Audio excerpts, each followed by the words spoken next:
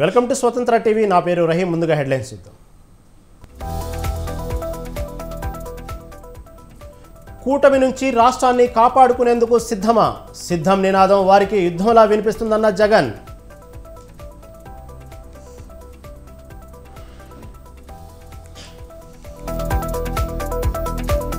వచ్చే ఎన్నికల్లో వైసీపీ కొట్టుకుపోవడం ఖాయం. సైకిల్ స్పీడ్కు తిరుగులేదన్న చంద్రబాబు.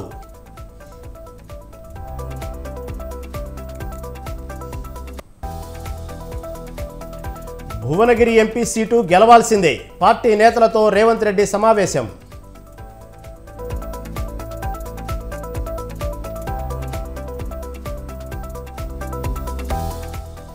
నువ్వు సీఎంవా చెడ్డి గ్యాంగ్ లీడర్వా? రేవంత్ పై హరీష్ రావు ఫైర్.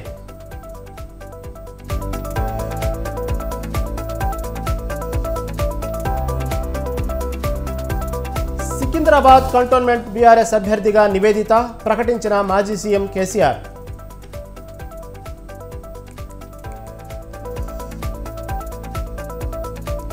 అవినీతి నేతల దురహంకార కూటమి. విపక్ష కూటమిపై జేపీ నడ్డా విమర్శలు.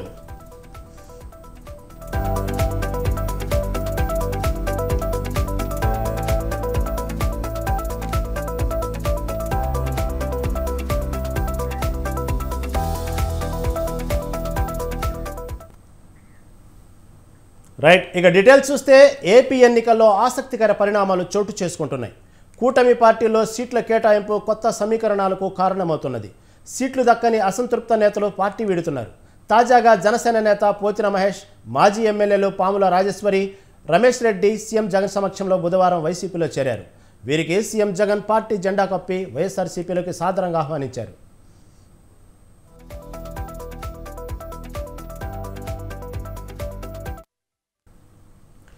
విజయవాడ వెస్ట్ ఆశించి భంగపడ్డ పోతిన మహేష్ 2 రోజుల క్రితం జనసేన పార్టీకి గుడ్ బై చెప్పారు.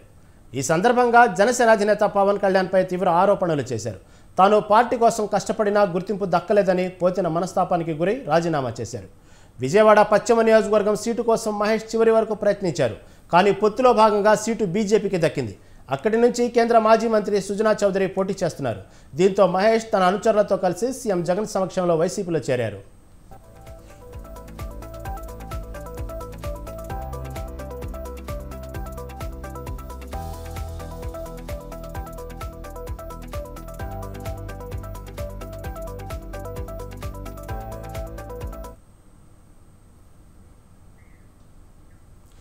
ఏపీలో ఎలక్షన్స్ పాలిటిక్స్ కాకరేపుతున్నాయి.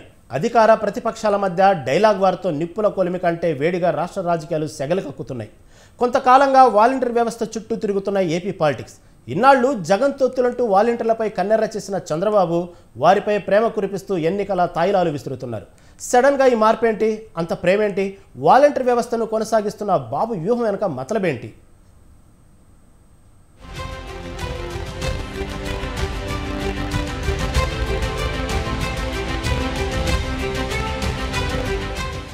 ఏపీలో వాలంటీర్ వ్యవస్థ చుట్టూ రాజకీయం తిరుగుతుంది. అధికారమే లక్ష్యంగా పావులకు దూపుతున్న పార్టీలు ప్రజలను తమ వైపుకు తిప్పుకునే పనిలో పడ్డాయి. ఇందులో భాగంగానే ఇన్నాళ్లు వాలంటీర్ వ్యవస్థపై అనేక విమర్శలు గుప్పించిన టీడీపీ అధినేత చంద్రబాబు ఒక్కసారిగా ఎన్నికల హామీతో ఎనలేని ప్రేమను కురిపించారు. ఉగాది పర్వదినాన ఫెస్టివల్ బంపర్ ఆఫర్ ప్రకటించారు. తాము అధికారంలోకి వస్తే వాలంటీర్ వ్యవస్థను కొనసాగిస్తామని, వేతనాన్ని రెట్టింపు చేస్తూ 10,000కు పెంచుతామని భరోసా ఇచ్చారు. ప్రజలకు సేవ చేసే వాలంటీర్లకు తాము అండగా ఉంటామని చెప్పుకొచ్చారు. ఈ సందర్భంగా సీఎం జగన్ పై విమర్శలు గుప్పిస్తూ తీవ్ర స్థాయిలో ఫైర్ అయ్యారు. ఈ మధ్య కాలంలో వాలంటీర్ వ్యవస్థను ఉపయోగించి తద్వారా రాజకీయ లబ్ధి పొందాలని ప్రయత్నం చేశాడు. ఎన్నికల కమిషన్ ఒకటే మాట చెప్పారు, ఏవైనా సరే పెన్షన్లు ఇవ్వండి, ప్రభుత్వ ఉద్యోగుల ద్వారా ఇవ్వండి, వాలంటీర్స్ ద్వారా ఇవ్వడం కరెక్ట్ కాదని ఒక నిర్ణయం చేశారు. కానీ ఈ ముఖ్యమంత్రి దుర్మార్గుడు సేవా రాజకీయాలు చేశాడు. వాలంటీర్స్ అందరినీ కూడా రాజీనామాలు చేయమన్నాడు. మనం కూడా అపీల్ చేశాం, మీరు రాజీనామాలు చేయొద్దండి, మీరు వాలంటీర్లుగా ఉన్నారు, ఈ వాలంటీర్ వ్యవస్థను కొనసాగిస్తామని చాలా స్పష్టంగా చెప్పాం. దాంట్లో వాళ్ళకి ఇంకా నమ్మకం వచ్చింది. రేపు ఈ మహానుభావుడు మళ్ళా ముఖ్యమంత్రి అయి మొదటి సంతకం వాలంటీర్ వ్యవస్థ పైన పెడతా అన్నాడు. అంటే ఆ వ్యవస్థ లేనట్టే కదా. అందుకే తెలుగుదేశం అదే మరి ఎన్డీఏ మేమందరం 3 పార్టీల కూటమి హామీ ఇస్తున్నాం. మీ ఉద్యోగాలు తీసేయం, వాలంటీర్ వ్యవస్థ కొనసాగిస్తామని మరొక్కసారి మీ అందరికీ హామీ ఇస్తున్నా. 5,000 కాదు, మీకు రాబోయే రోజుల్లో 10,000 రూపాయలు పారితోషికం ఇచ్చే బాధ్యత మాది. ఇక వాలంటీర్లపై ఎన్నికల వరాలు కురిపించడంతో బోటకాలకు నయవంచనకు మారుపేరు చంద్రబాబు అంటూ మాజీ మంత్రి పేర్ని నాని తనదైన స్టైల్లో విరుచుకుపడ్డారు. రాష్ట్రంలో అందరికీ గాలం వేసి మోసం చేసిన చంద్రబాబు ఇప్పుడు వాలంటీర్లకు కొత్తగా గాలం వేస్తున్నారని నిప్పులు చెరిగారు. గతంలో వారిపై ఎన్నో రకాల ఆరోపణలు చేస్తూ మానసిక క్షోభకు గురి చేశారన్న ఆయన ఎన్నికల కోసం కపట ప్రేమ ప్రదర్శిస్తున్నారని మండిపడ్డారు. డబ్బులకు వాలంటీర్లు అమ్ముడుపోరన్నారు పేర్ని నాని. బూటకాలకి నయవంచనకి మారుపేరైనటువంటి నారా చంద్రబాబు నాయుడు కొత్తగా వివిధ కులాలకి గేలాలేయటం అయిపోయింది. వాళ్ళని వాడుకుని వదిలేయటం, మోసం చేయటం అయిపోయింది. రాష్ట్ర ప్రజలకి గాలం వేయటం, వాళ్ళని వాడుకోవటం, విసిరిపారేయటం అయిపోయింది. ఇవాళ కొత్తగా వాలంటీర్లకు కూడా గేలం వేస్తున్నాడు చంద్రబాబు నాయుడు. గేలానికి ఎర్రేం పెడుతున్నాడంటే వాలంటీర్లకి నా ప్రభుత్వం రాగానే 10,000 రూపాయలు ఆనరోరియం చేస్తాను, 5,000 రూపాయలది అని చెప్పాను. ఎవరయ్యా ఈ చంద్రబాబు నాయుడు 10,000 రూపాయలు చేస్తానన్నదంటే గడిచిన 4.5 సంవత్సరాలుగా ఈ వాలంటీర్లని మానసికంగా క్షోభకు గురి చేసి వారి మీద మీరు బాంబే రెడ్ లైట్ ఏరియాకి అమ్మాయిలను అమ్ముతారని, మగవాళ్ళు ఇంట్లో లేకుండా తలుపులు కొట్టి ఆడవాళ్ళని లొంగ తీసుకుంటారు, మోసం చేస్తారు అని చెప్పని వాలంటీర్ల వ్యవస్థని ఆపేయండి, వాళ్ళ సేవలు నిలుపుదల చేయండి అని చెప్పని ఇవాళ చంద్రబాబు నాయుడు గారు నువ్వు లేకపోతే మీ దత్తపుత్రుడు లేకపోతే ఇంకొకళ్ళు డబ్బులకు అమ్ముడుపోతారేమో కానీ వాళ్ళ వాలంటీర్లు అనేవాళ్ళు డబ్బుకు అమ్ముడుపోయే రకాలు కాదు. ఏపీలో ఎన్నికల వేళ వాలంటీర్లను విధుల నుంచి తప్పించాలని డిమాండ్ చేస్తూ ఈసీకి ఫిర్యాదు చేశాయి ప్రతిపక్షాలు. వారు ఆశించినట్లే వాలంటీర్లు ఎన్నికలకు దూరంగా ఉండాలని ఈసీ స్పష్టం చేసింది. ఆ క్రమంలో పెన్షన్ల పంపిణీ కేంద్రంగా రాజకీయ రగడ రాజుకుంది. చంద్రబాబు ఎండకు వాలంటీర్ల వ్యవస్థపై ఈసీకి ఫిర్యాదు చేయడం వల్లే పెన్షన్లు ఆలస్యమయ్యాయని, 30 మంది వృద్ధుల మరణాలకు కారణమయ్యారని దుమ్మెత్తిపోసింది వైసీపీ. అయితే ప్రత్యామ్నాయ మార్గాలు చేయడంలో ప్రభుత్వం విఫలమైందని, తమపై నిందలు వేయడం సరికాదని విమర్శలను తిప్పికొట్టింది విపక్ష కూటమి. ఈ పరిణామాల మధ్య పెన్షన్ పంపిణీపై రాజకీయ దుమారం రేగింది.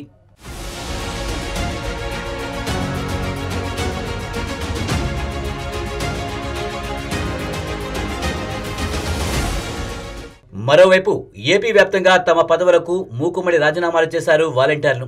ఈ పరిణామాలతో ఇటీవల సీఎం జగన్ నెల్లూరు జిల్లా పర్యటనలో రాజీనామాలు చేసిన వాలంటీర్లను కలిసి తాము అధికారంలోకి రాగానే తొలి సంతకం వాలంటీర్ వ్యవస్థ పునరుద్ధరణపైనే చేస్తామని భరోసా ఇచ్చారు. ఇక వాలంటీర్ వ్యవస్థపై రాజకీయ రంగు పులుముకుంది. ఇకపోతే 2.5 లక్షల మంది వాలంటీర్లు తమ సైన్యమని చెప్పుకునే జగన్కు అదే వాలంటీర్లు చంద్రబాబు హామీతో విపక్ష కూటమికి మద్దతుగా నిలుస్తున్నట్లు తెలుస్తుంది. మరి చంద్రబాబు హామీని వాలంటీర్లు ఎన్నికల స్టంట్గా భావించి తిప్పికొడతారా, లేదంటే ఇన్నాళ్లు చేసిన ఆరోపణలు విమర్శలను పక్కన పెట్టి టీడీపీ అధినేత గాలానికి చిక్కుతారా? వాలంటీర్ వ్యవస్థను తీసుకువచ్చింది జగన్ కాబట్టి ఆ ఊపు తిన్న విశ్వాసాన్ని చూపిస్తారా అన్నది ప్రస్తుతం ఏపీ పాలిటిక్స్ లో హాట్ టాపిక్ గా మారింది. తెలంగాణ సెంటిమెంట్తో ఉద్యమాన్ని మరింత ఉధృతం చేసి రాష్ట్రాన్ని సాధించిన టీఆర్ఎస్కు బీఆర్ఎస్ కలిసి రాలేదా? 10 ఏళ్ల పాటు అధికార పగ్గాలు చేపట్టి చక్రం తిప్పిన గులాబీ అధినేత ఆ అధికారానికి దూరం అవ్వడానికి బీఆర్ఎస్ పేరే కారణమా? సెంటిమెంట్తో రగిలిపోయే తెలంగాణ వాదులకు భారత రాష్ట్ర సమితి నచ్చడం లేదా అంటే అవునని అంటున్నాయి రాజకీయ వర్గాలు.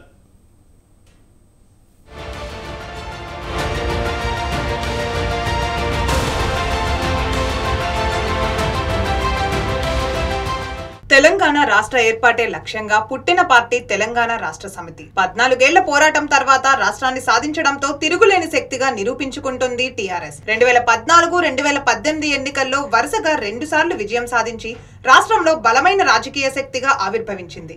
ఆ తర్వాత కేసీఆర్ కు దేశ రాజకీయాలపై మనసు లాగింది. దీంతో తెలంగాణ మోడల్ గా భారత్ ను కూడా అభివృద్ధి చేసి చూపిస్తాము అంటూ అప్పటి వరకు టీఆర్ఎస్ గా ఉన్న పార్టీని 2022 అక్టోబర్ నెల విజయదశమి నాడు భారత రాష్ట్ర సమితిగా పేరు మార్చారు. ఆ తర్వాత తాను అనుకున్నట్లు పలు రాష్ట్రాల్లో పార్టీ కార్యక్రమాలతో బిజీ అయ్యారు. మహారాష్ట్ర, ఢిల్లీలో పార్టీ కార్యాలయాలను మొదలు పెట్టారు. ఇదే సమయంలో పార్టీ క్యాడర్ నుంచి పేరు మార్పుపై భిన్నాభిప్రాయాలు వ్యక్తమవుతూ వచ్చాయి. టీఆర్ఎస్ పేరు మార్చడంతో తెలంగాణ ప్రజలకు పార్టీ దూరమైందన్న వాదనను కొంతమంది తెలంగాణ ఉద్యమకారులు తెరపైకి తెచ్చారు. పార్టీ పేరు మార్పు ప్రభావం ఎన్నికలలో ఉంటుందన్న అనుమానాలు వ్యక్తం చేశారు. పార్టీ జాతీయ రాజకీయాల్లో కీలక పాత్ర పోషించాలన్న లక్ష్యంగా అధినేత కేసీఆర్ తమ నేతల అభ్యంతరాలకు పెద్దగా ప్రాధాన్యత ఇవ్వలేదు. దాదాపు 2 ఏళ్ల పాటు జాతీయ రాజకీయాలను దృష్టిలో ఉంచుకొని వివిధ రాష్ట్రాల్లో బీఆర్ఎస్ అధినేతగా కేసీఆర్ పార్టీ కార్యక్రమాలను నిర్వహించే ప్రయత్నం చేశారు.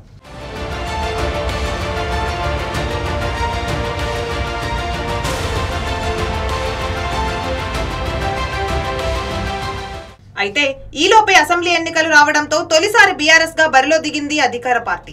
ఈ ఫలితాలు తారుమారయ్యి ఓటమి రుచి చవి చూడాల్సి వచ్చింది. ఆ తర్వాత నుంచి ఒక్కొక్కరుగా పార్టీకి గుడ్ బై చెప్పడంతో బీఆర్ఎస్ గడ్డు పరిస్థితులను ఎదుర్కొంటోంది. దీంతో మార్పులపై సమీక్షలు నిర్వహిస్తున్న అధిష్టానానికి పార్టీ పేరు మార్చాలి అంటూ కార్యకర్తలు అభ్యంతరాలు వ్యక్తం చేస్తున్నారు. తెలంగాణ రాష్ట్ర సమితిగా మళ్లీ పేరు మార్చాలని డిమాండ్ చేస్తూ పార్టీ పెద్దలకు తమ అభిప్రాయాలను వినిపిస్తున్నారు. దీంతో పార్టీ పేరును మార్చాలన్న చర్చ మొదలైంది. కేసీఆర్ కూడా ఈ అంశాన్ని సీరియస్ గా పరిశీలిస్తున్నారు. తెలంగాణ సెంటిమెంట్ తో ముడిపడిన పార్టీ పేరును మార్చడంతో తెలంగాణ ప్రజలతో ఎమోషనల్ కనెక్షన్ మిస్ అయినట్లుగా భావిస్తున్నారన్న టాక్ కూడా వినిపిస్తోంది.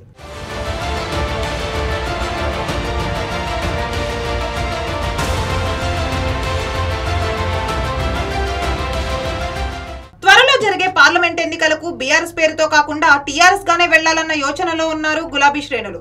అందుకే పార్టీ మార్పు కోసం తొందర పెట్టడంతో ఈ నెల 27న పేరు మార్పు కోసం కసరత్తు చేస్తున్నట్లు తెలుస్తోంది. తెలంగాణ రాష్ట్ర సమితి 24వ వార్షికోత్సవ వేడుకల సమావేశంలోనే బీఆర్ఎస్ పేరు కాస్త టీఆర్ఎస్ గా మారుస్తారన్న ప్రచారం సాగుతోంది.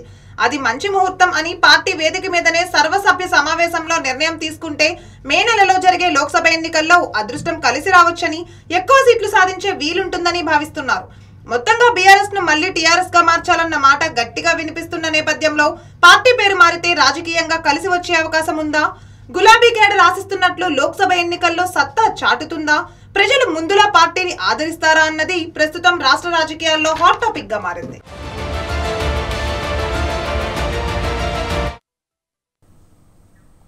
గత బీఆర్ఎస్ ప్రభుత్వం అత్యంత ప్రతిష్టాత్మకంగా నిర్మించిన కాళేశ్వరం ప్రాజెక్టు అంతకంతకు ప్రమాదంలో కూరుకుపోతుందా? నెల రోజుల వ్యవధిలోనే 4-5 అడుగుల మేర కుంగడం దేనికి సంకేతం? అసలు 1,00,000 కోట్ల కాళేశ్వరానికి దుస్థితి ఎందుకు? దీనికి ఎవరు బాధ్యులు? లోక్సభ ఎన్నికల వేళ కాంగ్రెస్కు మేడగడ్డ రూపంలో బ్రహ్మాస్త్రం దొరికినట్లేనా? Watch the story. రాష్ట్రంలో కరువును తరిమికొట్టేందుకు కల్పతరువుగా భావించి ప్రతిష్టాత్మకంగా నిర్మించిన కాళేశ్వరం ప్రాజెక్ట్ ప్రమాదకరంగా మారింది. ముఖ్యంగా కాళేశ్వరం ప్రాజెక్టులో ప్రధానమైన మేడిగడ్డ బ్యారేజ్ రోజు రోజుకు కుంగిపోతుంది. గత అక్టోబర్లో పగుళ్ల విషయం బయటపడినప్పుడు 7వ బ్లాక్లోని 19, 20, 21 పియర్లు వాటి కింద ఉండే ఏప్రన్ అడుగున్నర మేరకు కుంగాయి.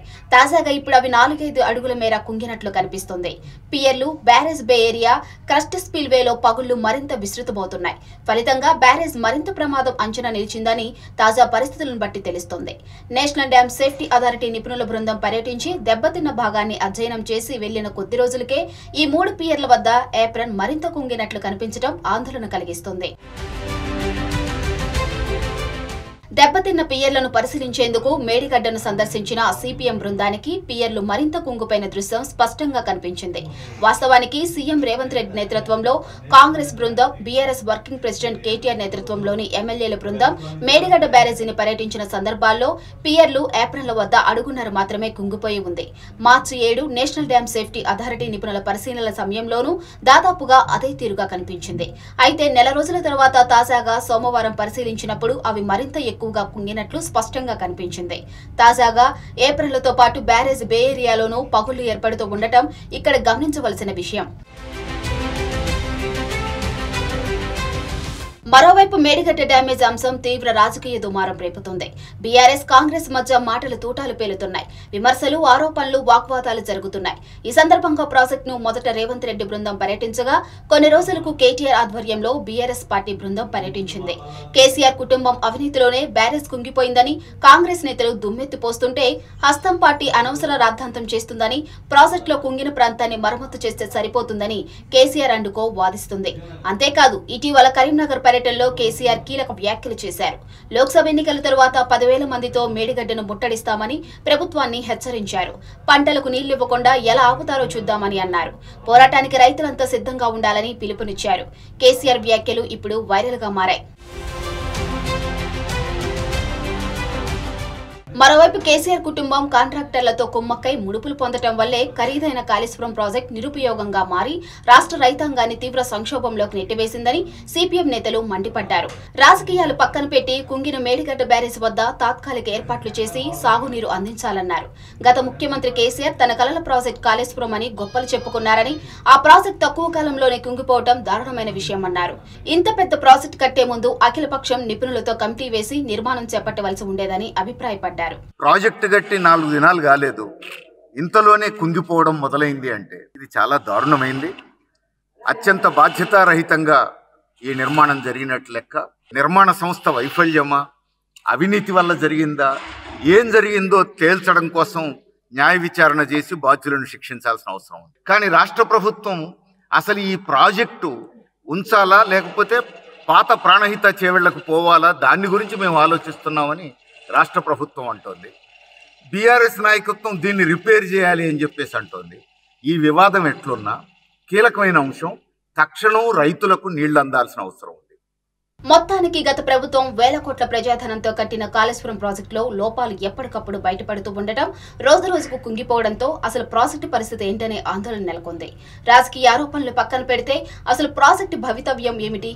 ఇదే పరిస్థితి ఇలానే కొనసాగితే రైతులకు సాగునీరు ఎలా అందిస్తారు అన్న ప్రశ్నలు ఎదురవుతున్నాయి. 2024 లోక్సభ ఎన్నికల్లో ఏప్రిల్ 19న తొలి విడత పోలింగ్కు దేశం సిద్ధమైంది. మరోపక్క రెండో దశ పోలింగ్కు సన్నాహాలు పూర్తవుతున్నాయి. దేశం మొత్తం మీద ఎన్నికల వేడి ఎండవేడిమి దాటి సాగుతోంది. విడతలతో సంబంధం లేకుండా రాజకీయ నాయకులు అన్ని రాష్ట్రాల్లోనూ సుడిగాలి పర్యటనలు చేస్తూ జోరుగా ప్రచారం సాగిస్తున్నారు. ఏప్రిల్ 26వ తేదీన జరిగే రెండో విడత ఎన్నికల్లో నామినేషన్ల పర్వం ముగిసింది. ముమ్మర ప్రచారం సాగుతోంది.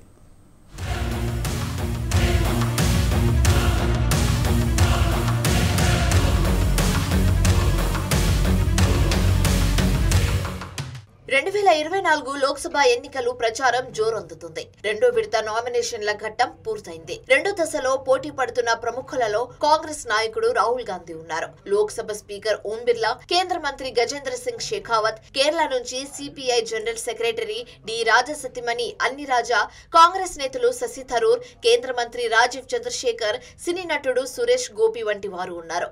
అయితే కేరళ వైనాడ్ నుంచి రాహుల్ గాంధీ, రాజస్థాన్ కోట నుంచి స్పీకర్ ఓం బిర్లా ఎన్నికలు ఎదుర్కొంటున్నారు. కేరళలోనే పతినితిట్ట నియోజకవర్గంలో కాంగ్రెస్ నుంచి యాంటోనీ పోటీ చేస్తుంటే, అదే నియోజకవర్గం నుంచి సీనియర్ కాంగ్రెస్ నేత మాజీ కేంద్ర మంత్రి ఏకే యాంటోనీ కుమారుడు అనిల్ కే యాంటోనీ బీజేపీ నుంచి పోటీ చేయడం విశేషం.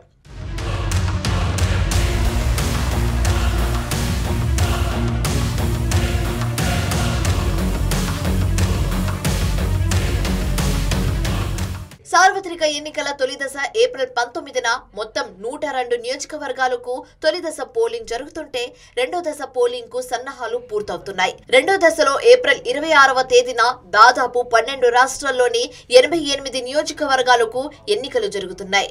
ఒక బీహార్లోని 5 నియోజకవర్గాలకు ఏప్రిల్ 25నే రెండో దశ పోలింగ్ జరుగుతుంది. నామినేషన్ల పర్వం పూర్తయింది. 12 రాష్ట్రాలలో మణిపూర్ లో మాత్రం 2 నియోజకవర్గాలలో ఇన్నర్ మణిపూర్ నియోజకవర్గానికి పూర్తిగా, ఔటర్ మణిపూర్ నియోజకవర్గంలోని సగభాగానికి ఏప్రిల్ 19న పోలింగ్ జరుగుతుండగా, ఏప్రిల్ 26న ఔటర్ మణిపూర్ స్థానంలోని మిగతా పోలింగ్ కేంద్రాలలో ఓటింగ్ ప్రక్రియ నిర్వహించనున్నారు.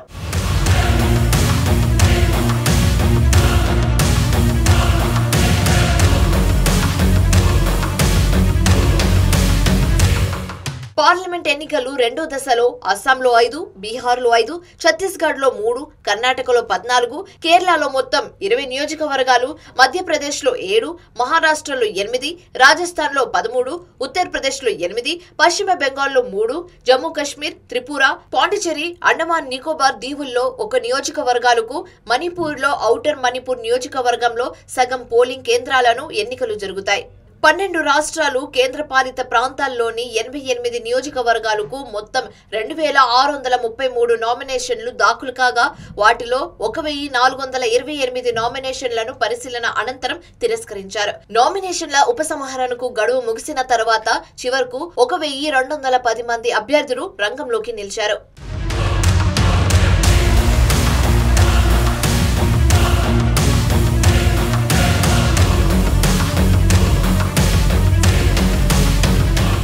కేరళలో మొత్తం 20 నియోజకవర్గాలకు మొత్తం 500 మంది బరిలో ఉన్నారు. కర్ణాటకలో రెండో విడత పోలింగ్ జరిగే 14 నియోజకవర్గాల్లోనూ 491 మంది అభ్యర్థులు తమ అదృష్టాన్ని పరీక్షించుకోనున్నారు.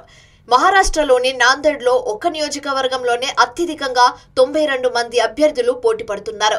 మొదటి దశలో 102 నియోజకవర్గాలకు, ఔటర్ మణిపూర్లోని సగం నియోజకవర్గానికి, రెండో దశలో 88 స్థానాలు, ఔటర్ మణిపూర్ నియోజకవర్గం సగభాగానికి ఎన్నికలు పూర్తయితే 190 స్థానాల్లో ఎన్నికల ప్రక్రియ పూర్తయినట్లు అవుతుంది.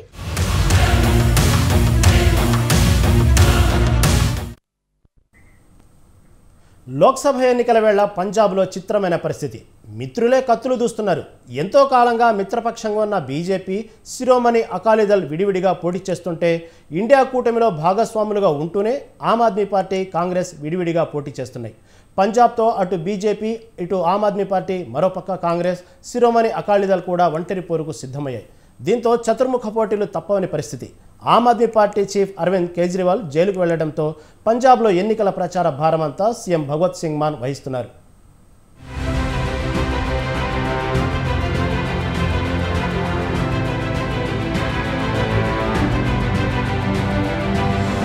పంజాబ్లో 2024 లోక్సభ ఎన్నికల నేపథ్యంలో రాజకీయాలన్నీ రైతులు, రైతు సమస్యల చుట్టూ తిరుగుతున్నాయి. ఎన్నికల ఫలితాలను నిర్ణయించేది రైతులే కావడంతో అన్ని పార్టీల ఎజెండా రైతు సమస్యలే అయ్యాయి. శిరోమణి అకాలీదళ్ రైతుల కోసం బీజేపీతో దోస్తు బదులుకుంటే, కాంగ్రెస్ తన మేనిఫెస్టోలో తాము అధికారంలోకి వస్తే రైతు వ్యవసాయ ఉత్పత్తులకు కనీస మద్దతు ధరకు చట్టబద్ధత కల్పిస్తామని స్పష్టం చేస్తూ పంజాబ్లో ఎన్నికల గోదాలో దిగింది. బీజేపీ కూడా రైతుల ప్రయోజనాలకే కృషి చేస్తామని, రైతుల కోసమే పలు పథకాలు పెట్టామని అంటుంది. 2024 లోక్సభ ఎన్నికలు పంజాబ్లో మొత్తం 13 నియోజకవర్గాల్లోనూ ఒకేసారి జూన్ 1న అంటే చివరి దశలో జరుగుతాయి. ఆమ్ ఆద్మీ పార్టీ, బీజేపీ, అకాలీదళ్, కాంగ్రెస్ కూడా అన్ని నియోజకవర్గాల్లో అమీతుమీ తేల్చుకోవడానికే సిద్ధమయ్యాయి.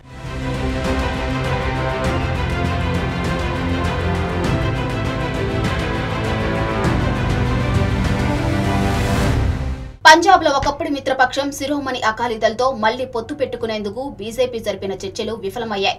స్నేహస్తం అందించేందుకు ఎస్ఏడీ 2 షరతులు విధించింది. ఒకటి, పంజాబ్ రైతుల ప్రధాన డిమాండ్ వ్యవసాయ ఉత్పత్తుల కనీస మద్దతు ధరకు చట్టబద్ధత కల్పించడం, బందీ సిక్కుల విడుదలకు కేంద్రం జోక్యం కల్పించుకొని వారికి విముక్తి కల్పించడం. ఈ షరతులను అంగీకరించేందుకు బీజేపీ సంసిద్ధత వ్యక్తం చేయకపోవడంతో చర్చలు విఫలమయ్యాయి. పంజాబ్లో జైలు శిక్ష పూర్తి చేసుకున్న సిక్కుల అంశం ఓ కీలక సమస్య. దేశంలో తీవ్రవాద కార్యకలాపాలకు పాల్పడి దేశం వివిధ జైళ్లలో మగ్గుతున్న సిక్కు ఖైదీలను బందీ సిక్కులుగా వ్యవహరిస్తారు. వారిలో చాలా మంది శిక్షాకాలం పూర్తి చేసుకున్నా విడుదలైన దాఖలాలు లేవు. వారి విడుదలకు కేంద్రం జోక్యం చేసుకోవాలన్నది అకాలీదళ్ ప్రధాన డిమాండ్. బేషరతుగా సీట్లు సర్దుబాటు చేసుకోవాలన్న బీజేపీ డిమాండ్ను కూడా అకాలీదళ్ తిరస్కరించింది.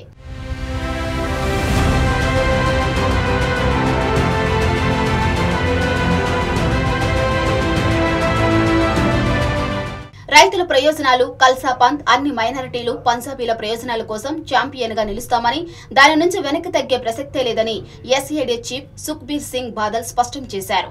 పంజాబ్ లో బీజేపీ, ఎస్ఏడీ ప్రభుత్వం 2 టర్ములు సజావుగా సాగింది. 2017లో అసెంబ్లీ ఎన్నికల్లో ప్రభుత్వ వ్యతిరేకతతో అధికారానికి దూరమైంది. అకాలీదళ్, బీజేపీ మధ్య ఏర్పడిన ఖాళీని పూడ్చే క్రమంలో 2022లో అనూహ్యంగా ఆమ్ ఆద్మీ పార్టీ అధికారంలోకి వచ్చింది.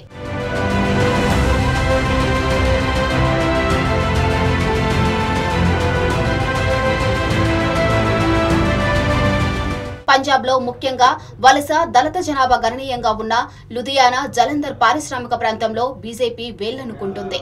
కాంగ్రెస్ ఎంపీ రవనీత్ సింగ్ బిట్టు, ఆప్ అభ్యర్థి సుశీల్ కుమార్ రింకు ఈ ప్రాంతానికి చెందినవారే. 66% హిందూ జనాభా ఉన్న లుధియానా బీజేపీ విస్తరించింది. ముఖ్యంగా రైతుల ఉద్యమం, శిరోమణి అకాలీదళ్తో పొత్తు విచ్ఛిన్నమైన తరువాత రాష్ట్ర రాజకీయాల్లో బీజేపీ కుదేలైపోయింది.